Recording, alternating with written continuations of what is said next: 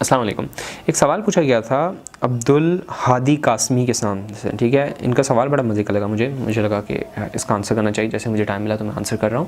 ان کا سوال یہ تھا کہ السلام علیکم, پلیز آپ یہ بتا دیں چھوٹے بچوں یعنی کہ 1 ماہ سے لے کر بڑے بچوں تک ڈاکٹر ریڑھ کی ہڈی کا پانی نکال کر ٹیسٹ کرتے ہیں. بخار ہو یا جھٹکے لگیں بچوں کو سکھر میں ڈاکٹر سب سے پہلے ریڑھ کی ہڈی کا پانی کیوں ٹیسٹ کرتے ہیں؟ پلیز اس بات کا جواب دے دیں. تو سوال بڑا مزے کا, ٹھیک ہے. مجھے بڑا اچھا لگا یہ سوال.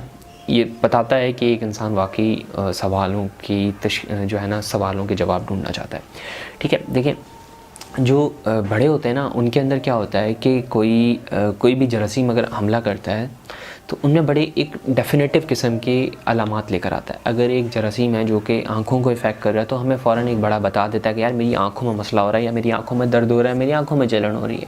اگر گلا خراب ہو رہا ہوتا ہے تو بتا دیتا ہے کہ جراثیم کو گلے کو پکڑ رہا ہے, تو بڑا بتا سکتا ہے کہ یار میرے گلے میں مسئلہ ہو رہا ہے, ٹھیک ہے. اسی طرح اگر کوئی جگر میں یا کہیں بھی جسم کے حصے میں مسئلہ ہوتا ہے تو بڑا جو ہے اس قابل ہوتا ہے کہ وہ بتا سکتا ہے کہ میرے اس جگہ میں یہ مسئلہ آ رہا ہے. لیکن بچوں کے اندر ایسا نہیں ہوتا. بچوں کے اندر جو بیماریاں ہوتی ہیں نا, بچہ صرف 1 یا 2 چیزیں کر رہا ہوتا ہے, ٹھیک ہے. بچہ یا تو رونا زیادہ شروع کر دیتا ہے یا بچہ کھانا پینا چھوڑ دیتا ہے. اب ان دونوں چیزوں کے اندر, ٹھیک ہے, 1 لاکھ سے زیادہ بیماریاں اور صرف 2 علامات ہیں, ٹھیک ہے.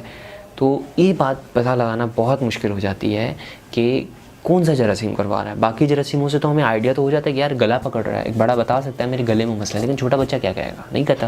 تو پھر کیا کیا جاتا ہے, پھر سہارا لیا جاتا ہے زیادہ تر ٹیسٹوں کا. بڑوں کے اندر آپ دیکھیں تو زیادہ ڈاکٹر صرف سوالات پوچھ کے بھی دوائیاں شروع کر دیتے ہیں, لیکن بچوں کے اندر ہمیشہ ٹیسٹ کروائے جاتے ہیں, ٹیسٹ کے بعد ہی دوائیاں شروع کی جاتی ہیں زیادہ تر, ٹھیک ہے. کچھ 1-2 کیسز ہوتے ہیں جن میں جو ہے صرف بات چیت سے ہی بچہ بیماری سمجھ میں آ جاتی ہے, ٹھیک ہے. تو ہوتا کیا ہے کہ جب وہ ٹیسٹ کیے جاتے ہیں تو ٹیسٹوں کی جو رپورٹیں آتی ہیں اس کے بعد جو ہے ہمیں پتہ چلتا ہے کہ کون سا جراثیم ہے اور کیا کروا رہا ہے. اب میں نے آپ کو یہ بات پہلے سمجھائی ہوئی ہے کہ ریڑھ کی ہڈی کا پانی یعنی کہ CSF, جو کہ دماغ اور ریڑھ کی ہڈی کے اندر ایک ہی پانی ہوتا ہے, وہ کیا ہوتا ہے کہ کیونکہ ہمارے دماغ جو ہے انتہائی پروٹیکٹڈ ہے, انتہا کا پروٹیکٹڈ ہے, ٹھیک ہے. اس کے پاس خون بھی نہیں جا سکتا, ٹھیک ہے. وہ اپنے آس پاس ایک سیپریٹ لیئر, ایک علیحدہ یوں سمجھے اسسٹنٹ رکھے ہوئے ہیں جو کہ CSF یعنی کہ ریڑھ کی ہڈی کا پانی ہے. وہ خون سے خوراک لے کر CSF میں جاتا ہے, یعنی کہ خون سے پہلے خوراک جاتی ہے اس ریڑھ کی ہڈی کے پانی کے اندر یا دماغ کے پانی کے اندر, اس کے بعد جاتی ہے دماغ کے اندر, ٹھیک ہے. تو جو جراثیم ہم پہلے ٹیسٹ کر رہے ہوتے ہیں عام طور پہ خون کو, جب ہم نے دیکھا یار خون میں ہمیں کوئی جراثیم نہیں ملا, ٹھیک ہے. بچوں کا جو یہ بیریئر ہوتا ہے نا, یہ جو بارڈر ہوتا ہے, ٹھیک ہے, ریڑھ کی ہڈی کا پانی کا اور خون کا, یہ بڑا کمزور ہوتا ہے. یہ جراثیم بڑی آرام سے ادھر ادھر چلے جاتے ہیں.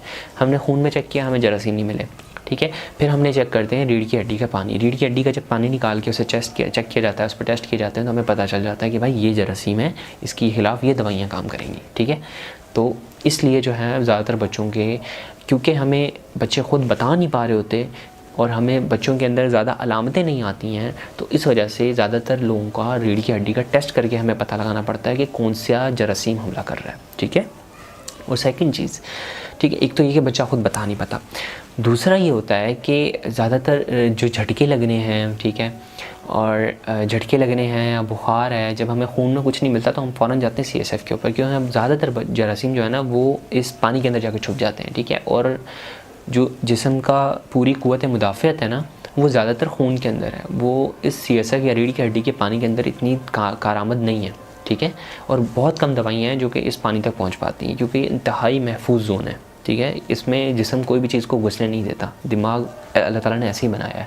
تو جراثیم جب گھس جاتا ہے تو اس کے بعد جسم ڈھونڈتا رہتا ہے ادھر ادھر کدھر گیا جراثیم, اسے ملتا نہیں ہے, وہ جا کے اس ریڑھ کی ہڈی کے پانی میں چھپ جاتا ہے, اس کے بعد دماغ پہ حملہ کرتا ہے.